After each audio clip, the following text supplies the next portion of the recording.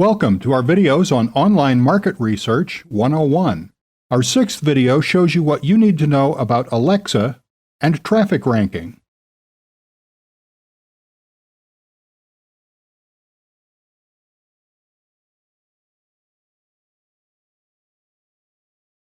There's a site called Alexa at alexa.com, and it's actually part of Amazon now. The part of the site I'm going to be focusing on for now is the traffic rankings area. So let's click that. What Alexa does here is that it lists what it thinks are the most popular sites. Next to thousands, if not hundreds of thousands of websites, it lists how popular it feels a given site is. Let me give you an example. If I type in yahoo.com and get traffic details. Okay, here you see the traffic ranking for yahoo.com is 1. So according to Alexa, it's the most popular site on the internet.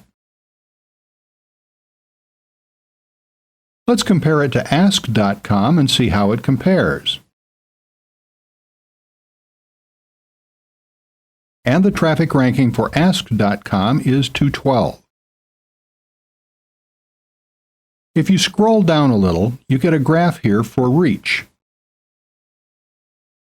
If you click on the Traffic Rank tab, it shows you how the ranking has changed over time. So we can look at it over a 6-month period, or we can choose a year. And if we do that, we see that Ask.com was actually doing better a year ago than they are now, because a year ago the rank was about 150, and today it appears to be about 175. If we scroll down a little bit more, we see that the traffic ranking for Ask.com was 172 yesterday, the 1-week average is 178, the 3-month average is that 212. Here at the bottom of the graph, you can also compare sites. For example, let's look at ask.com versus, let's say, live.com, and submit, and see how those two compare.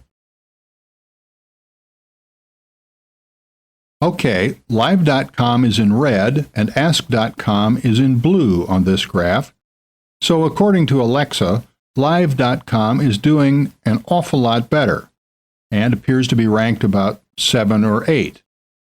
If I click through here to live.com, I get more detailed results. So if we scroll down, we see ranking for live yesterday was 6, 1-week average is 6, 3-month average is 6. The point I'm getting at with all this is that Alexa can give you a broad feel for how popular a site is. This can be useful when doing your market research when looking at your potential competition. For example, if I enter the site I've been using as an example, golfballs101.com, and get traffic details, I see that traffic ranking is 683,362. Traffic rank, let's click that for the graph, and we see that they don't graph it because it's not in the top 100,000 sites. And looking down a bit, traffic rank for Golf Balls 101, we can see yesterday isn't available, and there's the 1-week average and the 3-month average, and we see that it's been going down approximately 200,000 places over the past 3 months. And it gives you even more statistics. However, here's the important point. Take Alexa with a very large grain of salt.